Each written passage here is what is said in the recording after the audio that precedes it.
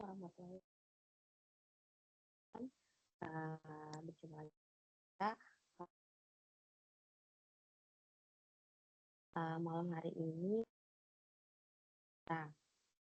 di mana saya izin untuk share dan merekam thread kita pada hari ini. Untuk malam hari ini sepertinya tidak ada yang hadir, memang tidak diwajibkan. Jadi saya akan rekam dan nanti rekan-rekan semua bisa melihat rekaman dari web yang sudah saya rekam. Saya izin share screen ya.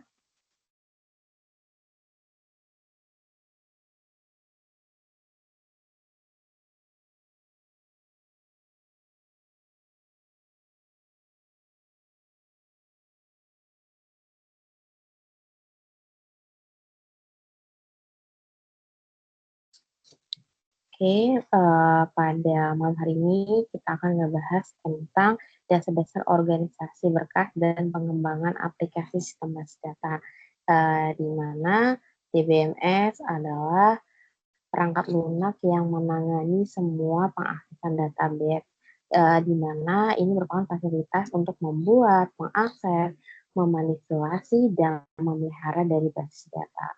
Kemudian bahasa dalam DBMS itu ada DDL atau Data Definition Language, kemudian ada DML atau Data Manipulation Language, yaitu bahasa yang memperbolehkan pemakai untuk akses atau memanipulasi data. Manipulasi dalam basis data itu artinya bisa menghapus, mengedit, atau menambah, bukan manipulasi yang dalam tanda kutip ya. Secara dasar ada dua tipe DML. Yang pertama ada prosedural dengan non-prosedural. Kemudian ada fungsi DBMS. Di sini yang pertama data definition, kedua itu ada data manipulation, yang ketiga data security akan integrity, kemudian ada data recovery atau currency, kemudian ada data dictionary, kemudian ada performance, di mana DBMS harus menangani unjuk kerja dari semua fungsi se-efisien mungkin. DBMS yang pertama itu ada query processor adalah komponen yang mengubah bentuk query ke dalam instruksi ke dalam database manager. Kemudian ada database manager, yaitu menerima query dan menguji eksternal dan konseptual untuk menentukan apakah record-record tersebut dibutuhkan untuk memenuhi permintaan. Kemudian database manager memanggil file manager untuk menyelesaikan permintaan. Yang ketiga, file manager atau memanipulasi penyimpanan file dalam mengatur alokasi ruang. DML processor adalah modul yang mengubah perintah DML yang ditempelkan ke dalam program aplikasi. Yang kelima, DDL compiler merubah statement DDL menjadi kumpulan tabel. Kemudian ada dictionary manager mengatur akses dan memelihara data dictionary. Perbedaan tradisional file management dengan database management system. Yang pertama itu adalah tradisional file management, yaitu bersifat program oriented dan bersifat kaku. Kemudian jika terjadi kerangkapan data dan tidak terjaminnya keselarasan data atau inkonsistensi. Sedangkan DBMS ini bersifat data oriented, bukan objektif ya. Kemudian bersifat luas, kemudian kerangkapan data serta keselarasan data dapat lebih terkontrol menggunakan DBMS.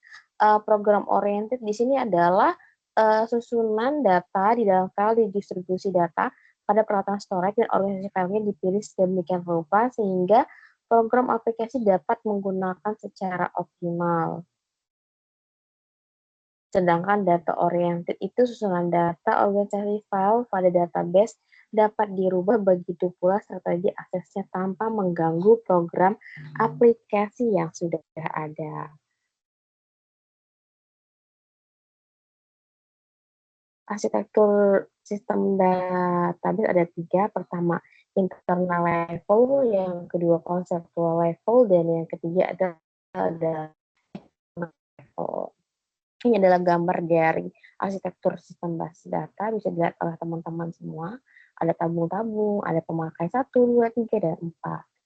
Kemudian ini adalah data independensi, yaitu data adalah salah satu kelebihan sistem database di mana DBA dapat merubah struktur storage dan strategi akses dalam mengembangkan sistem database tanpa menggunakan program-program aplikasi yang ada atau mengganggu program aplikasi yang ada. Dua tingkatan data independen, yang pertama ada physical data independen dengan logika data independen.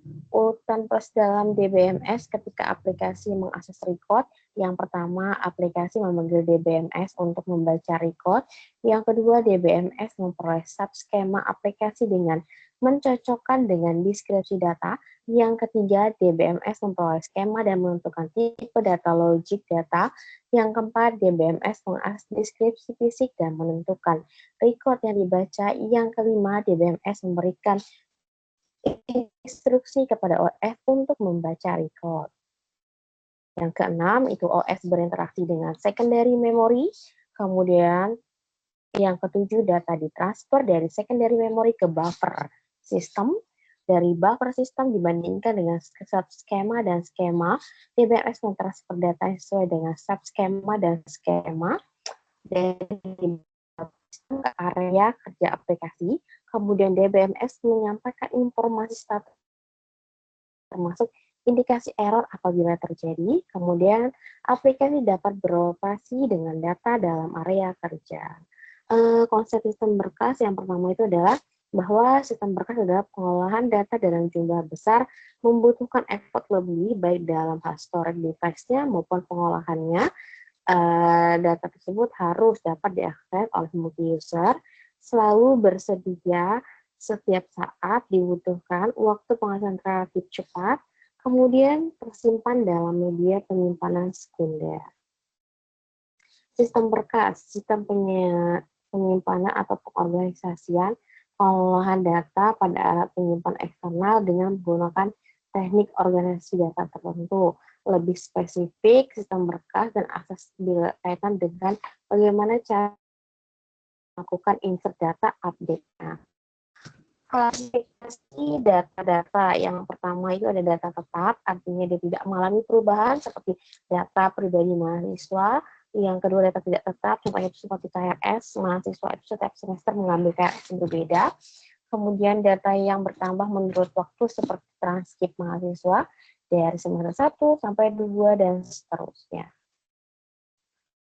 Kemudian representasi data yang pertama ada logik penggambaran data dari level konseptual, kemudian ada fisiknya, dari level fisiknya. Definisi dari pengolahan sekumpulan data memiliki kuantitas besar, ini adalah gambarnya. Definisi file yaitu sekumpulan record yang berisi elemen-elemen data dan digunakan untuk menyimpan kumpulan data yang sama. Karakteristik data yang tersimpan dalam bentuk file yang pertama itu adalah presentasi atau data tetap, shareability yaitu dapat diakses oleh multi-user. Yang ketiga, size umumnya berkualitas dan relatif besar. Ini adalah contoh dari file atau ada file. Definisi record adalah kumpulan file item yang saling berhubungan mempresentasikan suatu elemen data. Ada di gambar 2, ada record terdiri dari item name, social security number, birth date, dan ekstraknya. Ini nanti bisa kalian baca. Ini adalah gambarnya, ada field-nya, misalnya name, tipe datanya apa, string, terus domainnya apa, terus contohnya itu apa. Di sini ada macam-macam file. Yang pertama ada master file atau master induk atau file induk.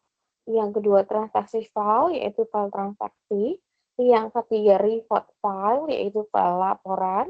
Yang keempat work file atau file kerja. Kelima program file atau file program.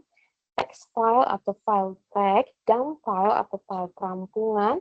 Library file atau file pustaka.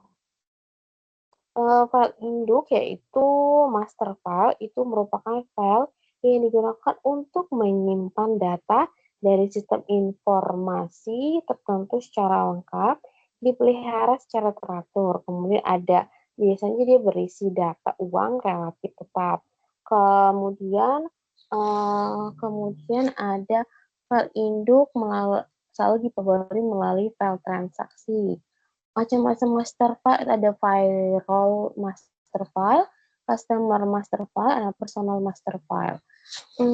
Macam-macam file, ada dua jenis master file. Yang pertama reference master file, yang kedua dynamic master file. File transaksi yaitu transaksi digunakan untuk memperbarui file induk dalam suatu periode tertentu.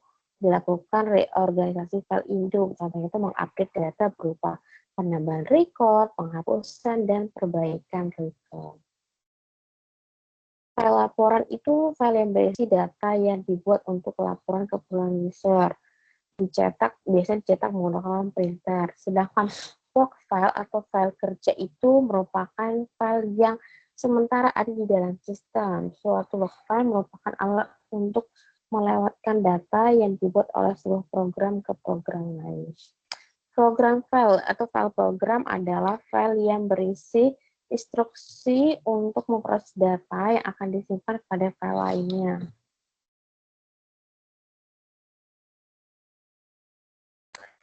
Sedangkan text file itu file tag adalah file yang berisi data alfanumerik dan grafik yang biasanya digunakan oleh sebuah tag editor programmer. Dan file adalah file tampung adalah file yang digunakan untuk tujuan pengamanan security dan mencatat tentang kegiatan pengupdatean.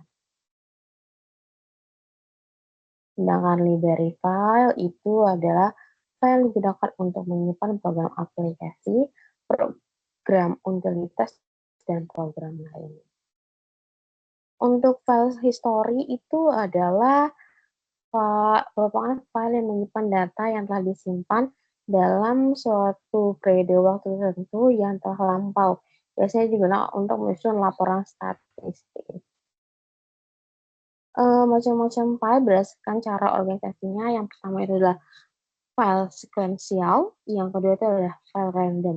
Sequential itu diakses berurutan, sedangkan random itu diakses secara acak.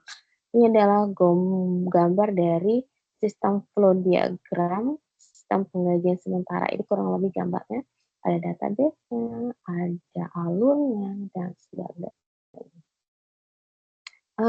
Ada 3 model akses yang mungkin Iya, 3 model akses yang mungkin oleh sebuah program terhadap file. Yang pertama, input, dan output.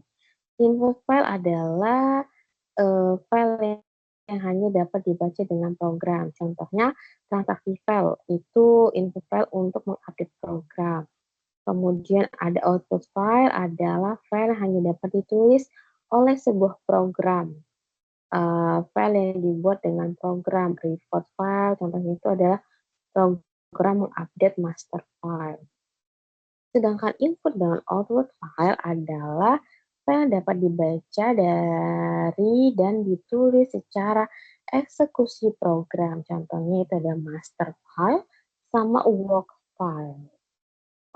Untuk ini kita akan ngebahas juga tugas 3, di mana mahasiswa melakukan praktikum transaksi, mahasiswa melakukan praktikum basis data terdistribusi, di mana mahasiswa wajib membuat laporan rekaman, yaitu pengenalan identitas, langkah-langkah praktik, hasil praktik yang telah dilakukan, dan kata-kata penutup dari mahasiswa.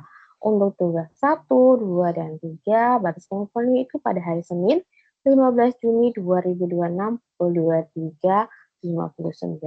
Saya selaku tutor mengingatkan mahasiswa untuk mengumpulkan tugasnya. Apabila tugas 1, 2, dan 3 tidak terpenuhi, maka nilai akan terancam tidak lulus. Untuk tugas 3 ini saya akan menjelaskan penilaian tugasnya. Yang pertama, mahasiswa memberikan pengantar atau tidak. Ini rata-rata membuat. Yang kedua, praktikum transaksi dari basis datanya, kemudian perhatian basis data terdiri dari comment statement-nya, kemudian perhatian basis data dari rollback statement, kemudian checkpoint statement, sampai dengan trigger. Sedangkan untuk praktikum basis data distribusi komponensi pada komputer satu atau Windows itu ternyata sudah sampai sana.